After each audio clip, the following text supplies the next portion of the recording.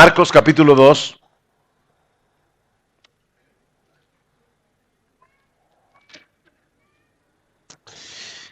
Y vamos a leer a partir del versículo 23 hasta el capítulo 3, versículo 6. Dice así la palabra del Señor. Aconteció que al pasar él por los sembrados un día de reposo, sus discípulos andando comenzaron a arrancar espigas. Entonces los fariseos le dijeron: mira, ¿por qué hacen en el día de reposo lo que no es lícito? Pero él les dijo: ¿nunca leísteis lo que hizo David cuando tuvo necesidad y sintió hambre, él y los que con él estaban? ¿Cómo entró en la casa de Dios siendo Abiatar sumo sacerdote? Y comió los panes de la proposición, de los cuales no es lícito comer, sino solo a los sacerdotes, y aún dio a los que con él estaban. También les dijo: el día de reposo fue hecho por causa del hombre, y no el hombre por causa del día de reposo. Por tanto, el Hijo del Hombre es Señor aún del día de reposo. Otra vez entró Jesús en la sinagoga, y había allí un hombre que tenía seca una mano, y le acechaban para ver si en el día de reposo le sanaría, a fin de poder acusarle. Entonces dijo al hombre que tenía la mano seca: levántate y ponte en medio. Y les dijo: ¿es lícito en los días de reposo hacer bien o hacer mal, salvar la vida o quitarla? Pero ellos callaban. Entonces, mirándolos alrededor con enojo, entristecido por la dureza de sus corazones, dijo al hombre: extiende tu mano. Y él la extendió, y la mano le fue restaurada sana. Y salidos los fariseos, tomaron consejos con los herodianos contra él para destruirle. Vamos a orar. Padre bueno, nosotros vamos a estar hablando ahora de tu palabra y este pasaje en particular del Evangelio, y queremos conocer un poco más acerca de cómo piensa nuestro Señor Jesucristo y lo que Él siente, sobre todo de manera particular contra el legalismo. Señor, sabemos que este es un grave problema en las iglesias en el día de hoy. Y nosotros queremos implorarte a ti, Señor, que a pesar del cansancio de nuestros cuerpos, tú nos des una mente despierta y un corazón dispuesto para recibir tu palabra. Ayúdanos, Señor, porque te lo pedimos en el nombre de Cristo. Amén. A través de todo su ministerio, el Señor Jesucristo se mantuvo en una tensión constante con los líderes religiosos de Israel. Ahora, lo más sorprendente de estos conflictos es que los más fuertes los tuvo con el ala más conservadora, teológica y moralmente hablando, los escribas y los fariseos. De hecho, uno de los discursos más duros que aparecen en los evangelios de parte del Señor Jesucristo lo encontramos en Mateo 23. Y es un discurso que fue dirigido precisamente contra los escribas y los fariseos. Estos hombres representaban la ortodoxia de aquellos días. Eran los que parecían más apegados a las Escrituras, pero ningún grupo religioso se opuso contra Jesús con más saña y con más animadversión que los escribas y los fariseos, como vemos en estas dos historias del Evangelio de Marcos. Estas dos historias tienen en común el hecho de que sucedieron durante el Sabbat. El Sabbat o el sábado era el día sagrado para el pueblo de Israel, que se guardaba según la ley desde la caída de sol de viernes hasta la caída del sol del día sábado. En el primer incidente nosotros vemos que Jesús y sus discípulos estaban arrancando espigas para comer, mientras que en el segundo incidente el Señor sanó milagrosamente a un hombre. Esto provocó una reacción tan violenta de parte de los fariseos que de inmediato comenzaron a conspirar con los herodianos para matar a Jesús. Por supuesto, para un lector del siglo XXI, esta respuesta de los fariseos puede parecerles completamente desproporcionada. ¿Cómo es posible que estos hombres hayan querido destruir a Jesús por tan poca cosa. Pero hermanos, lo que está detrás de estos incidentes no es una simple diferencia de opinión sobre la forma correcta de guardar el día de reposo. Lo que nosotros tenemos en estos dos episodios del Evangelio de Marcos es un choque de trenes entre el Evangelio de Jesús y la religión legalista de los fariseos. Vuelvo y repito. Lo que nosotros tenemos en estas dos historias es un choque de trenes entre el Evangelio de Jesús, el que nosotros deberíamos creer, ¿verdad? Y la religión legalista de los fariseos. Lo que provocó ese sentimiento homicida en los fariseos fue el hecho de que Jesús dejara al descubierto su hipocresía y les hiciera ver que todo ese aparataje legalista que ellos promovían, en vez de acercar a los hombres a Dios y en vez de promover la santidad, es un veneno mortal para el alma. Y hermanos, mi trabajo esta tarde es convencerlos de eso. Mi trabajo en esta tarde es hacerles ver lo horrible, lo peligroso, lo nocivo, lo dañino que es el legalismo. Y como yo decía en la primera sesión, si quieres ver a un legalista, simplemente mírate al espejo. Porque lo cierto es que todos nosotros somos legalistas en recuperación. Todos tenemos que luchar con ese problema. Y ese problema es un veneno para el alma. El problema, mis hermanos, es que en muchas iglesias los líderes religiosos promueven el legalismo en vez de atacarlo. Y lo que nosotros queremos hacer en esta tarde es dejar al descubierto qué es el legalismo, por qué hace tanto daño y cuál es la alternativa que Jesús presenta al legalismo. Entonces veamos en primer lugar en qué consiste el legalismo. Y yo espero, hermanos, que esto nos ayude a entender por qué debemos defendernos de este mal tan destructivo y tan seductor al mismo tiempo. Perdón, yo no sé si soy yo aquí con los monitores, pero ¿se está oyendo como un eco o es únicamente de este lado? ¿Ustedes oyen bien? Ah, bien, pues me quedo con el eco. Ok. Hermanos, ¿a qué nos referimos cuando hablamos del legalismo?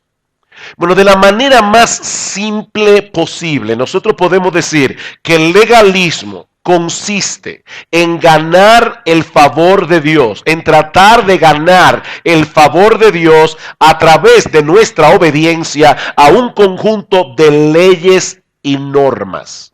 Y es importante que nosotros pongamos atención a cada palabra de esta definición. Consiste en tratar de ganar el favor de Dios a través de nuestra obediencia a un conjunto de leyes y normas. Como bien señala el doctor R.C. Sproul, que se ha mencionado aquí en estos días, el legalismo exalta la ley por encima de la gracia. Si cumplimos la ley, seremos aceptados. Por lo tanto, nuestra relación con Dios, según el legalismo, depende enteramente de nuestro esfuerzo en obedecer los mandamientos. Mientras mejor me comporte, seré más bendecido. Ahora bien, cuando nosotros partimos de esa premisa, ¿verdad? Recuerden cuál es la premisa. Estoy tratando de ganarme el favor de Dios a través de mi obediencia. Estoy tratando de ganarme el favor de Dios por lo bien que me porto.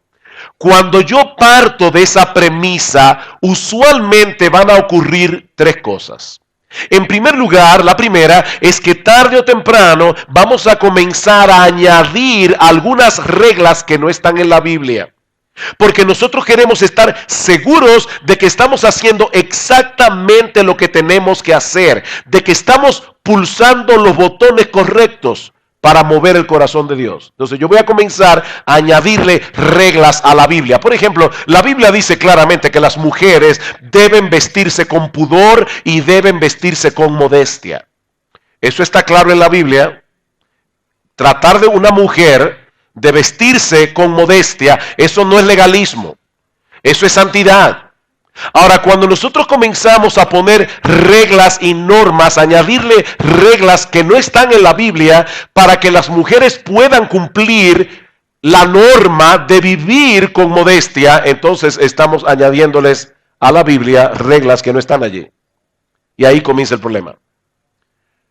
Por ejemplo, un creyente puede restringir su libertad en cosas que no están explícitamente prohibidas en la Biblia, por el cuidado de su propia alma. Hay cosas que son legítimas que tal vez a ti por tu vida pasada pueden hacerte daño. Una persona que antes era alcohólica puede decir, mira, yo no puedo ni pasar por la puerta de un lugar donde se vendan bebidas alcohólicas, ni un restaurante siquiera. Ese creyente puede ponerse a sí mismo la norma de yo no voy a un restaurante porque para mí es peligroso, y eso no está mal. Pero si ese creyente trata de universalizar esa norma y decir todo cristiano que va a un restaurante está en pecado, ya él está siendo un legalista. ¿Ven el punto? Bien. Lo próximo que va a suceder cuando una persona comienza a ganarse el favor de Dios por su obediencia, recuerden, en primer lugar va a añadirle reglas a lo que la Biblia enseña. En segundo lugar, lo segundo que va a suceder es que vamos a ponerle más atención al aspecto externo del mandamiento bíblico que al corazón de la ley. Y ese es un aspecto esencial del legalismo. El legalista está más preocupado por la forma que por el fondo. Porque a final de cuentas, mis hermanos, es mucho más fácil apegarse a una regla externa que lidiar con los pecados del corazón.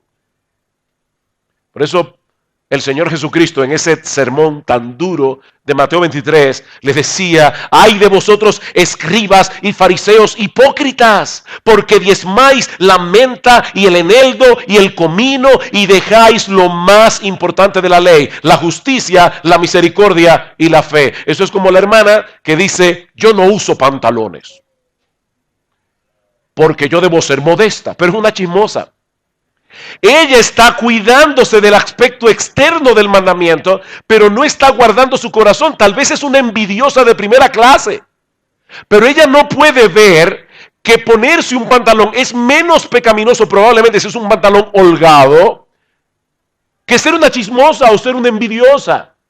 El legalista se preocupa mucho más por el aspecto externo que por el problema del corazón. Y Cristo le dice, fariseos, esto era necesario hacer, diezmar, sin dejar de hacer aquello.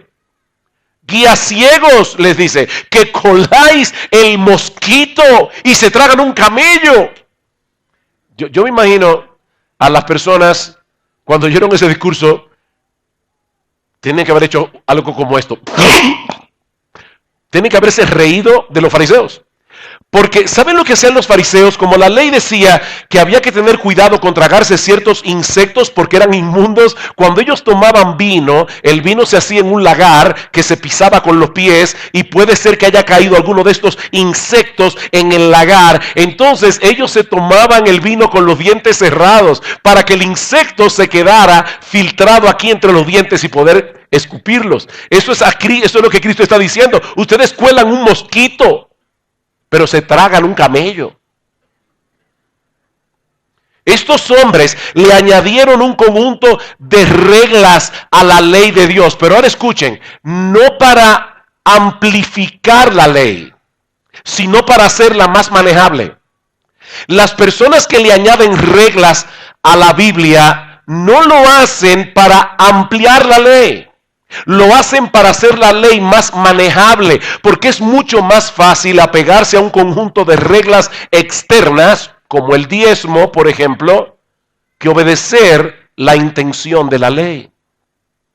Como les decía, la Biblia dice, no matarás. Y eso implica aún guardar la reputación del otro. Diezmar es más fácil que dejar de chismear y de asesinar la reputación del prójimo. ¿No es así? ¿Tú quieres ganarte el favor de Dios guardando los mandamientos? Ok. El segundo mandamiento más importante de la ley es amar al prójimo como a ti mismo. ¿Y eso qué significa? Bueno, alguien ha dicho muy sabiamente que lo que eso significa, entre otras cosas, es que debemos cubrir las necesidades de los demás con todo el gozo, todo el entusiasmo, toda la rapidez, todo el ingenio, toda la creatividad y toda la diligencia con la que cubrirías tus propias necesidades. Eso es lo que te demanda la ley. Tú quieres ganarte el favor de Dios a través de tu obediencia, eso es lo que tú debes hacer cada segundo de cada día. El que realmente entiende la demanda de ese mandamiento pronto se va a dar cuenta que es muchísimo más fácil hacer ciertas cosas externas o comenzar a dejar de hacer ciertas cosas que amar al prójimo de ese modo. La tercera consecuencia lógica del legalismo es el orgullo, obviamente. Es por eso que el legalismo es tan atractivo a pesar de ser tan opresivo, porque apela al orgullo humano. El legalismo produce soberbia, el legalismo produce desprecio. Los legalistas se enorgullecen de sus estándares y ellos desprecian a todos los que vivan según un estándar diferente. Ellos hacen de sus propias reglas una ley universal. Y luego quieren que todo el mundo se aferre a esa ley. Sus reglas vienen a ser en la práctica la tabla de evaluación para determinar la condición espiritual de los demás. Y aún para determinar si son cristianos o no lo son. Un legalista se siente perdido sin sus reglas y sus tradiciones, porque él no sabe a qué atenerse. Tú le quitas al legalista sus reglas y él no sabe qué hacer. Porque él define su vida sobre la base de lo que él hace y de lo que deja de hacer. En eso consiste su espiritualidad. Yo no hago esto, yo no hago esto, yo no voy aquí, yo no voy allá, yo no soy como esos cristianos carnales de la iglesia que van a esos lugares. Un hermano a quien amo mucho y ya está en la presencia del Señor, me contó que él estuvo en una iglesia increíble, donde en el culto de oración se paró un hermano a orar. Los hermanos aprovechaban el culto de oración para atacarse unos a otros. Y entonces un hermano se paró a orar y dijo: Señor, yo te pido que tengas misericordia de esos hermanos de la iglesia que van al cine y que ven televisión y y y todo eso. Y otro inmediatamente se paró y dijo: Señor, ten misericordia de esos chismosos que están en la iglesia, que nada más viven criticando a los otros. Eso es lo que produce el legalismo. Con esto en mente, ahora vamos al texto de Marcos. Porque ahora vamos a poder entender qué fue lo que pasó aquí. Marcos capítulo 2, versículo 23. Aconteció que al pasar él por los sembrados un día de reposo, sus discípulos andando comenzaron a arrancar espigas. Entonces los fariseos le dijeron: mira, ¿por qué hacen en el día de reposo lo que no es lícito? Hermanos, traten de imaginarse esta escena. Jesús caminando con sus discípulos en medio de un campo de trigo, la brisa soplando, conversando entre ellos, tal vez cosas edificantes, arrancando espigas para comer. Yo estoy seguro que ellos estaban pasando un tiempo sumamente placentero hasta que aparece en el camino en la Gestapo de la santidad, los fariseos. Los máximos representantes del legalismo de aquellos días, y reprenden al Señor porque ellos están haciendo algo que no deben hacer. Ellos están violando el cuarto mandamiento. Ahora, ¿realmente estaban violando el cuarto mandamiento? En Génesis 1 y 2 nosotros vemos que Dios hizo todas las cosas en 6 días. El séptimo día reposó y Dios dejó un patrón establecido para nosotros: 6 días de trabajo, un día de descanso. Y dice en el cuarto mandamiento: 6 días trabajarás, harás toda tu obra, mas el séptimo día es reposo para Jehová tu Dios. Debemos apartar ese día para renovar nuestras fuerzas físicas, para tener un tiempo de deleitosa comunión con Dios, sin los impedimentos propios del resto de la semana. Así que, hermanos, el día de reposo estaba supuesto a ser un tiempo de restauración, tanto física como espiritual. Pero entonces, los doctores de la ley comienzan a pensar ¿Cuáles son aquellas cosas que podemos considerar como un trabajo y que debían ser prohibidas en el día de reposo? Y fueron tan detallados en su respuesta que terminaron añadiendo 39 prohibiciones con un montón de acápites de cosas que no se podían hacer en el día de reposo. Por ejemplo, las mujeres no deben mirarse al espejo en el día de reposo. ¿Por qué? Bueno, porque si se ven una cana, pueden sentirse tentadas a arrancárselas y eso es un trabajo. Así que está prohibido para las mujeres mirarse al espejo el día de reposo. Como en el día de reposo no se debe sembrar, eso incluye colocar la semilla en la tierra, pero también regarla, podarla, fertilizarla, etc. Pero ¿qué sucede? Esto es real, hermano, yo no estoy haciendo chistes. Esto es lo que los fariseos, los rabinos pensaban. ¿Qué sucede si tú estás comiendo una fruta en el patio de tu casa y se te cae la semilla de la boca o se te cae la semilla del plato y para colmo la semilla germina? Tú estás sembrando. ¿O qué si tú estás bebiendo algún líquido y accidentalmente se derrama sobre el pasto? ¿No podríamos considerar eso como regar la tierra? Bueno, para evitar esa violación de la ley, los rabinos prohíben, al día de hoy todavía, los ortodoxos guardan el día de reposo de esa forma. Se prohíbe comer y beber en el patio de la casa durante el día de reposo. Si te encuentras un insecto en una gaveta, al cerrarla, debes dejar espacio suficiente para que el insecto pueda escapar, porque no se puede cazar en el día de reposo. Tampoco se puede usar dientes postizos en el día de reposo, porque eso es llevar cargas. Los rabinos incluso contaron la cantidad de pasos que se podían dar en el día de reposo, 1999 y ni uno más. Por eso es que en el Nuevo Testamento nosotros leemos que en Hechos 1:12 dice que ellos habían caminado, dice, camino de un día de reposo. Eso era lo que se permitía caminar en un día de reposo. 1999 pasos. En el caso de Jesús y sus discípulos, los fariseos entendían que la acción de restregar las espigas con las manos para comérsela era como si estuvieran segando el campo, y eso también está prohibido en el día de reposo según Éxodo 34:21. Y por supuesto ellos estaban allí como la patrulla de camino.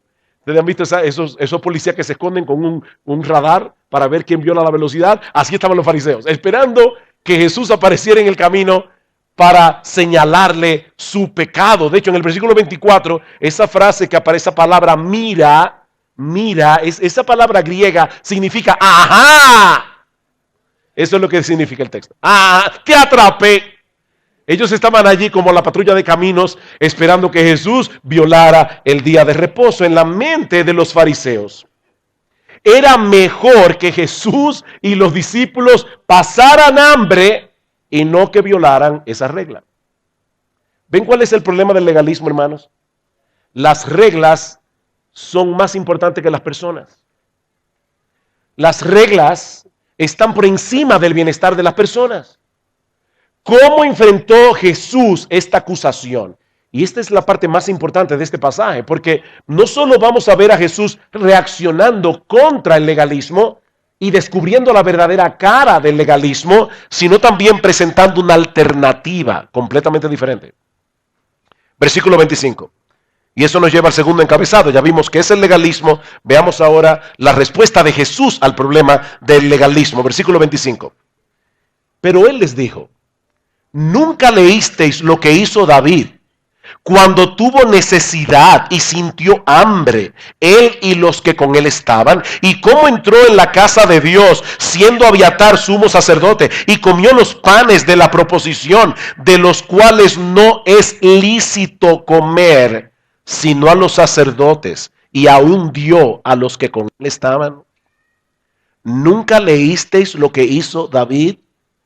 El Señor se defiende citando el Antiguo Testamento, para hacerle ver a estos fariseos que ellos estaban tan preocupados por los pequeños detalles de las regulaciones rabínicas que eran incapaces de entender el significado más profundo de las escrituras que ellos leían. Este pasaje que cita el Señor es muy pertinente, porque la historia que se narra en 1 Samuel 21 ocurrió muy probablemente en sábado. David llega con un pequeño grupo de hombres a la aldea de Nob, huyendo de Saúl, y tiene muchísima hambre. Y le pregunta al sumo sacerdote si había algo de comer. Providencialmente, lo único que está disponible son los panes de la proposición, que según la ley de Moisés, solo debía ser comido por los sacerdotes. Estos panes eran muy sagrados y debían renovarse cada sábado. Y dice en 1 Samuel 21 que estaban calientes. Por eso suponemos que habían sido acabados de poner y que era sábado. ¿Cuál es el punto de esta historia? Que las leyes ceremoniales del Antiguo Testamento no pueden estar por encima de las necesidades humanas. David no fue condenado por comer de esos panes, ni el sumo sacerdote por habérselos dado, porque ellos tenían una necesidad real, a pesar de que no les era lícito comer según la ley ceremonial. Y esa palabra es importante porque es la que usan los fariseos. ¿Recuerdan? Versículo 24. Mira, ¿por qué hacen en el día de reposo lo que no es lícito? Y Cristo les dice, David también comió de panes que no les era lícito. Si David, que era un héroe nacional para los judíos, comió de esos panes sagrados y no fue reprendido por eso, ¿qué derecho tenían los fariseos para reprender a Jesús? Estos hombres habían colocado sus tradiciones al mismo nivel de la ley de Dios y ahora pretendían meter a todo el mundo en esa camisa de fuerza. Y yo me pregunto, hermanos, ¿eso ya no ocurre en las iglesias evangélicas en el día de hoy? Personas que crean tradiciones que en un momento dado tal vez fueron buenas, y luego quieren meter a todo el mundo en esas mismas tradiciones. Hay iglesias que tienen escuela dominical, y eso está bien. Qué bueno tener escuela dominical. Pero de repente llega un pastor y comienza a pensar y dice, ¿y ustedes creen que realmente es tan importante tener escuela dominical? La Biblia manda que nos reunamos el domingo para adorar al Señor mañana y tarde, pero tal vez debamos considerar quitar la escuela dominical y dar esa enseñanza en otro momento. Hay hermanos de la iglesia que van a ver eso casi como una violación a la ley de Dios, simplemente porque esta iglesia siempre ha hecho las cosas así. Sus tradiciones están por encima de la palabra de Dios. Ahora, Jesús no se limita a defenderse de la acusación, sino que ahora Él toma la ofensiva, haciéndole ver a estos fariseos que eran ellos los que estaban violando el corazón de la ley. Versículo 27. También les dijo, el día de reposo fue hecho por causa del hombre, y no el hombre por causa del día de reposo. Jesús está diciendo, fariseos, ¿cuál de estas dos cosas fue hecha para beneficio del otro? ¿El hombre para el sábado o el sábado para el hombre? Cuando Dios bendijo el día de reposo y lo santificó, fue para beneficiar al hombre, no para esclavizarlo. Pero todas esas regulaciones minuciosas que los rabinos le habían añadido al cuarto mandamiento, habían convertido el día de reposo en una carga insoportable, no en una bendición. Yo creo en el día de reposo. Yo no sé cuál es la convicción que tienen aquí. Yo creo que el creyente debe guardar un día para el Señor. Pero hay personas que piensan que en el día de reposo los niños deben estar sentados en una silla y no te muevas mucho, porque es el día de reposo. Es una concepción de lo que el día de reposo debe ser, que termina oprimiendo a los demás. Es como esa niña que estaba en la iglesia y una señora contó esta historia. Ella estaba en la iglesia de visita y la niña se voltea, le sonríe a la señora y la mamá se da cuenta que la niña estaba volteando la cara y sonriéndole. Así que la señora le da un golpe en la cabeza a la niña y le dice, deja de reírte que estamos en la iglesia. Y ella se queda pensando, deja de reírte que estamos en la iglesia. O sea, dice, hay personas que van a la iglesia como si acabaran de leer el testamento de una tía rica que le dejó toda su fortuna al hámster que tenía de mascota. O sea, yo voy a la iglesia, es como, venimos a la iglesia aquí a aburrirnos y a venir a la iglesia es algo terrible. Es así como las personas ven el día de reposo, pero como ellos quieren ganar el favor de Dios, yo tengo que aguantar el culto hasta que termine, aunque no me guste. Los fariseos le habían robado al día de reposo su verdadero propósito, que era promover el bienestar físico y espiritual del hombre. Así que Jesús no está anulando ese día, no tenía por qué hacerlo si es una bendición. Jesús le está devolviendo al día su propósito original. Hermanos, este es un día de fiesta para el creyente. Porque es el día en que podemos dejar de lado nuestras labores ordinarias para darle descanso a nuestros cuerpos y tener comunión con Dios sin los impedimentos propios del resto de la semana. El día de reposo es una bendición. Nuestro Dios es tan bueno, es tan sabio que Él nos ordena tomar un día de descanso. Porque Él sabe que así como hay gente vaga, hay gente adicta al trabajo. Hay gente que no puede dejar de trabajar y eso termina siendo dañino para su alma y termina siendo dañino para su cuerpo. Y Dios en su bondad nos da un día de reposo. El día de reposo no está supuesto a ser una carga insoportable. Nuestro Dios nos dio ese día como un regalo, no como una camisa de fuerza. Pero el Señor no solo se limita a acusar a los fariseos de haber violado el espíritu del cuarto mandamiento, sino que ahora les hace ver que ellos estaban enfrentándose con el mismo Dios al que supuestamente están tratando de servir y obedecer. Versículo 28. Por tanto, el Hijo del Hombre es Señor aún del día de reposo. Hermanos, cuando una oración comienza con un por tanto, no solo quiere decir que está conectada con lo que se ha dicho antes, sino que se trata de una conclusión lógica de lo que se ha dicho. ¿Cuál es entonces la conexión entre el versículo 27 y el 28? Lean otra vez. Versículo 27. También les dijo, el día de reposo fue hecho por causa del hombre. Pregunta, ¿quién hizo el día de reposo? Fíjense, dice aquí, el día de reposo fue hecho. ¿Quién hizo el día de reposo? No sean tímidos. Dios hizo el día de reposo. No fueron los fariseos. Fue Dios.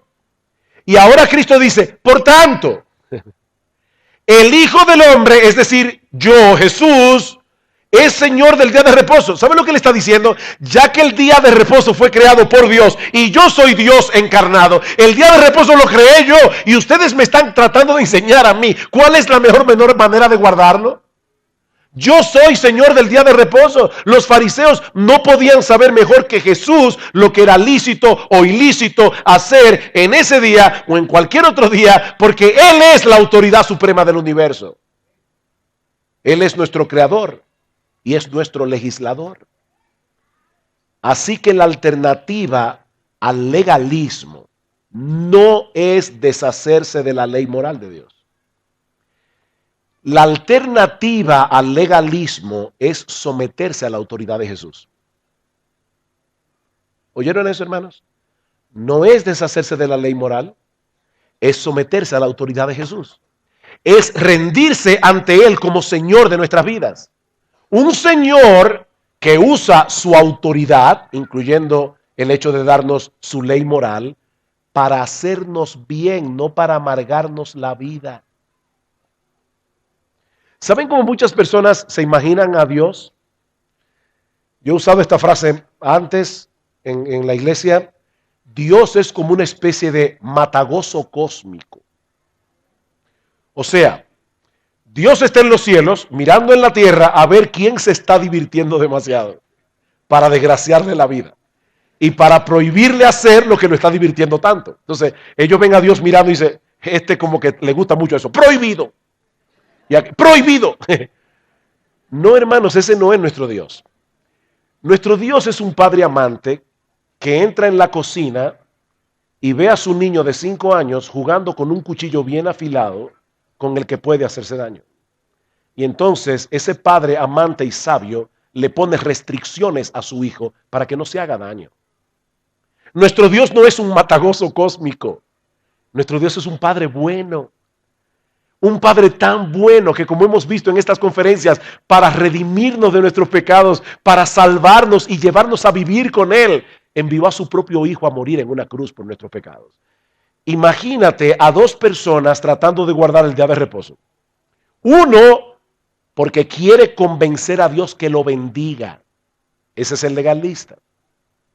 El otro, porque sabe que ya ha sido abundantemente bendecido sin merecerlo. Uno, para ganarse el favor de Dios. Mira, Señor, aquí estoy yo. No hago nada en este día para que tú me bendigas. Pero aquí está otro, guardando el día de reposo porque él sabe que ya ha sido increíblemente favorecido. Para este, el día de reposo es una carga.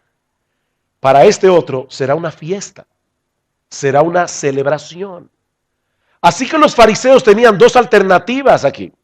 O se humillaban ante Jesús y recibían el beneficio de su bondad, o se mantenían en pie de guerra contra él hasta quitarlo del medio, y lamentablemente ellos optaron por la segunda opción, y eso nos lleva a nuestro tercer y último encabezado que veremos más brevemente. Ya vimos el problema del legalismo, vimos la respuesta de Jesús al legalismo. Veamos ahora, hermanos, la relación de animadversión mutua que hay entre Jesús y el legalismo. Animadversión mutua. Hermanos, a Jesús el legalismo le da náuseas. Así como el legalista no quiere saber de Jesús. Hay una animadversión mutua. Capítulo 3.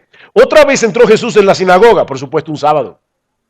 Y había ya un hombre que tenía seca una mano y le acechaban para ver si en el día de reposo le sanaría a fin de poder acusarle. Según las leyes rabínicas, otra vez, se podía sanar a un hombre en sábado, pero solo si su vida corría riesgo. De no ser así, debía ser sanado otro día para no violar el día de reposo. ¿Ven ustedes otra vez? Las reglas están por encima de las personas. Ellos sabían que sanar a ese hombre era hacerle un bien. Pero ese bien no debía ser hecho en el día de reposo. Sánalo en cualquier otro día, pero no en este día tan sagrado. Ahora, lo que más me choca de esta historia es que ellos sabían que Jesús tenía poder para sanarlo. ¿Se dieron cuenta? Dice que ellos acechaban a Jesús para ver si él usaba el poder que ellos sabían que él tenía para sanarlo. Ellos dicen, Jesús tiene poder definitivamente, pero en vez de postrarse y adorarle, él están allí acechando a ver si encuentran algo con qué acusar a Jesús. Versículo 3. Entonces dijo al hombre que tenía la mano seca, Jesús, levántate y ponte en medio. Y les dijo a los fariseos, ¿es lícito en los días de reposo hacer bien o hacer mal, salvar la vida o quitarla? ¿Qué respondieron los fariseos? Nada. ¿Saben por qué no respondieron? Porque ellos sabían la respuesta. Y la respuesta no los favorecía. La lógica de Jesús aquí es impecable. Si es lícito sanar a un hombre que está en riesgo de morir, también debe ser bueno restaurarle completamente la salud, aunque no se esté muriendo, ¿no es así? Mis hermanos, ¿cuáles son los 2 mandamientos más importantes de la ley? Amar a Dios con todo tu corazón, toda tu alma, toda tu mente, y amar al prójimo como a ti mismo. Bueno, eso es lo que el Señor está haciendo aquí. Él está amando a su Padre al mostrar su carácter misericordioso y compasivo, y está amando al prójimo a este hombre de la mano seca al librarlo de su enfermedad. Así que la pregunta de Jesús en el versículo 4 solo tenía una respuesta posible. Por supuesto que es perfectamente legítimo sanar a este hombre en día de reposo, pero los fariseos optan por el silencio para no tener que reconocer lo que es evidente. Ellos eran honorables por fuera, pero por dentro tenían el corazón podrido. Ven ustedes, hermanos, porque yo les decía que el legalismo es tan nauseabundo, tan peligroso, tan dañino para la iglesia. ¿Cómo les llamó Cristo a los fariseos? Sepulcros blanqueados. Ya Edgar nos habló hace un rato de lo que pasa con los cadáveres.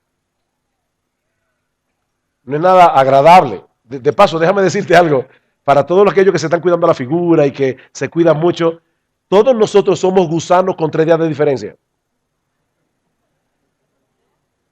Somos gusanos con 3 días de diferencia. Si tú te mueres hoy, en 3 días tú vas a estar llena de gusanos. Entonces somos gusanos con 3 días de diferencia. O sea que eso es lo que nosotros somos. Y Cristo le dice a los fariseos, ¿saben lo que ustedes son con toda su santidad, con toda su decencia, con toda su supuesta obediencia a la ley? Ustedes están podridos por dentro.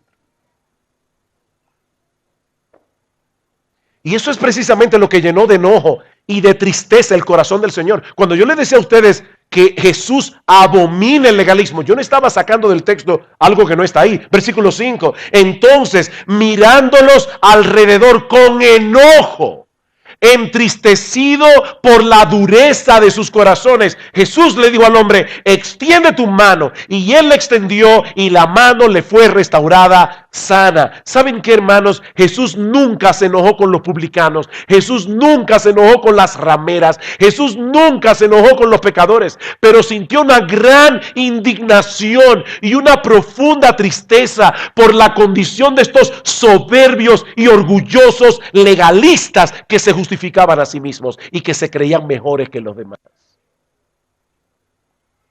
Que miraban al resto de la iglesia por encima del hombro. Yo soy más santo que tú.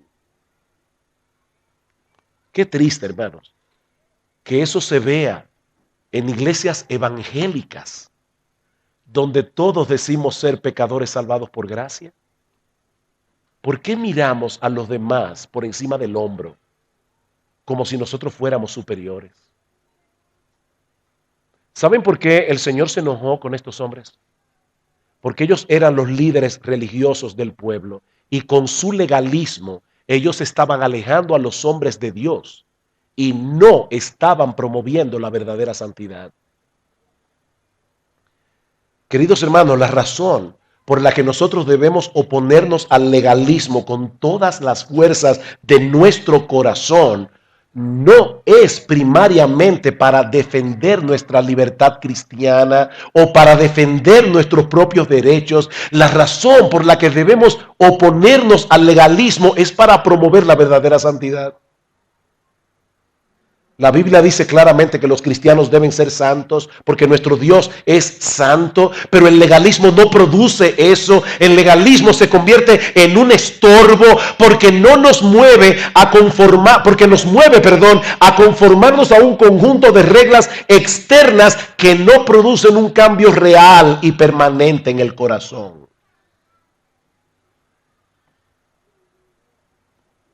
¿De qué le sirve a una mujer aún vestirse con modestia? Y toda mujer debe vestirse con modestia. Pero ¿de qué le sirve a una mujer vestirse con modestia y venir a la iglesia con modestia para luego usar su lengua y chismear de todas las otras hermanas de la iglesia que no pasan por su estándar de modestia? ¿Tú crees que hay una hermana de la iglesia que tiene problemas con eso? Cumple Mateo 18. Ve y repréndela en privado y trata de ayudarla, porque debes hacerlo.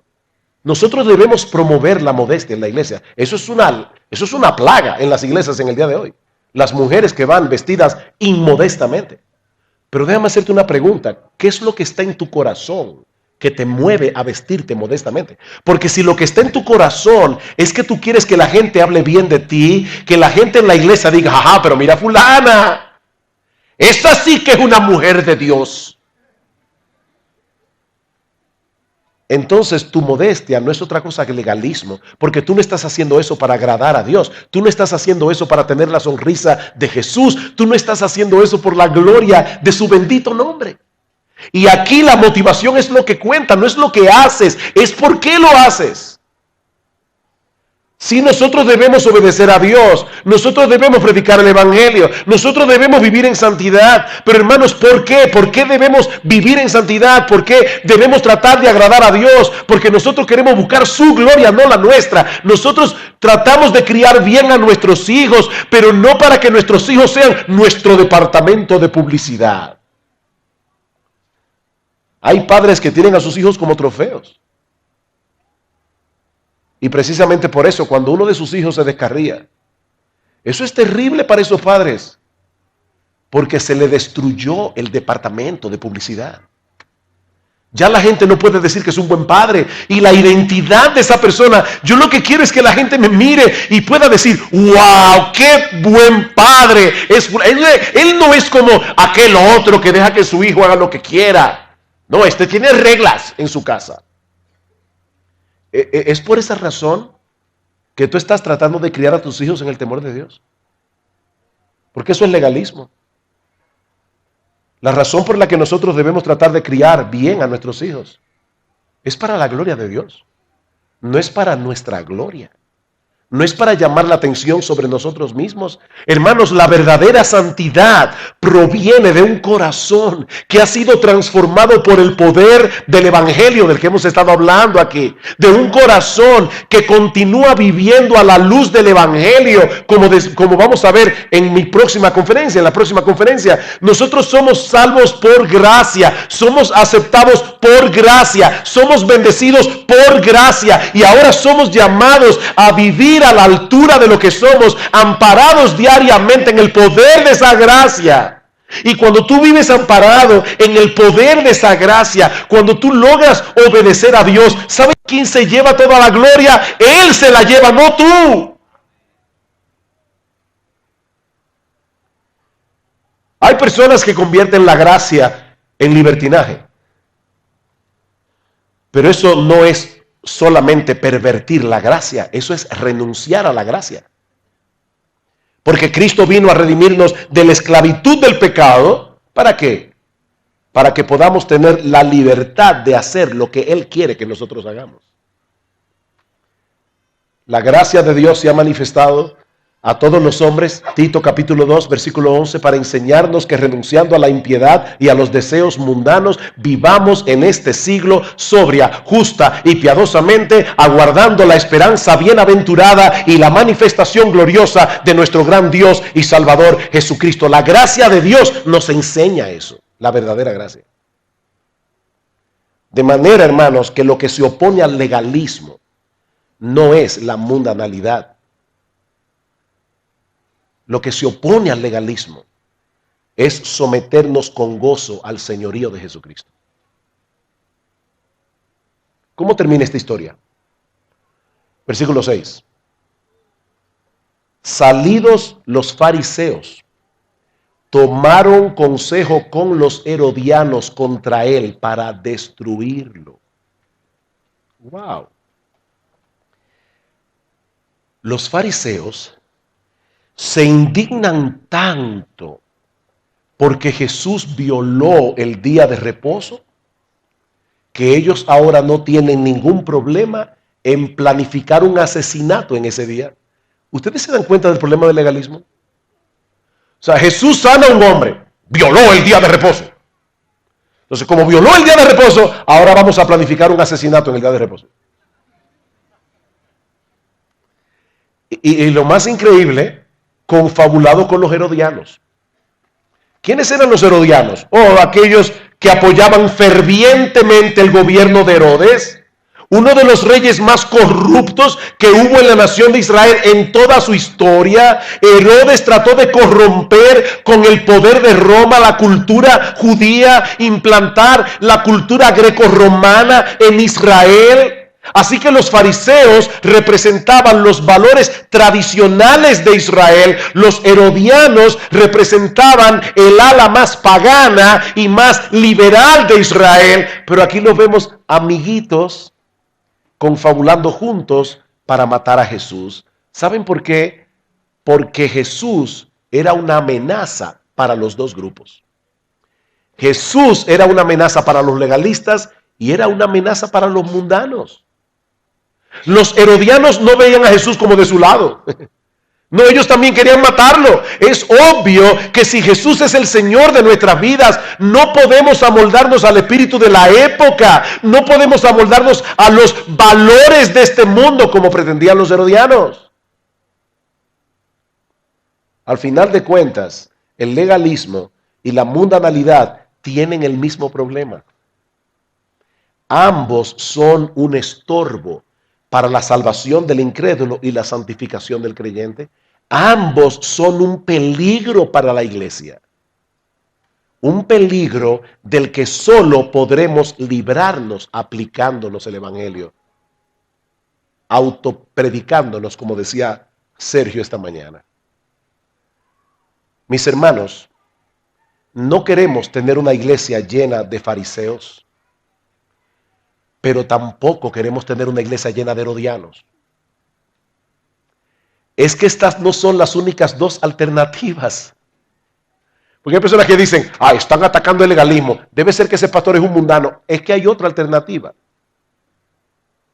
Queremos tener iglesias llenas de hombres y mujeres que amen a Cristo con pasión. Hombres y mujeres que deseen vivir para Él. No para convencer a Dios de que nos bendiga, no para tener una buena reputación delante de los hombres y que los hombres nos alaben, sino porque ya hemos sido bendecidos con toda bendición espiritual en los lugares celestiales en Cristo, habiendo sido escogidos por Dios desde antes de la fundación del mundo para ser recipientes de su gracia. Quiere el Señor, hermanos, librar nuestras iglesias del veneno del legalismo y del veneno de la mundanalidad. Y la única manera es colocar a Cristo en su lugar. Es seguir predicando a Cristo como el Señor de gloria. Es seguir predicando el evangelio, proclamando las verdades del evangelio que llenan nuestros corazones de gratitud y nos mueven a obedecer a Dios para su gloria. Que el Señor nos ayude, hermanos. Que el Señor nos ayude. Que el Señor libre nuestras iglesias del veneno nocivo del legalismo. Vamos a orar.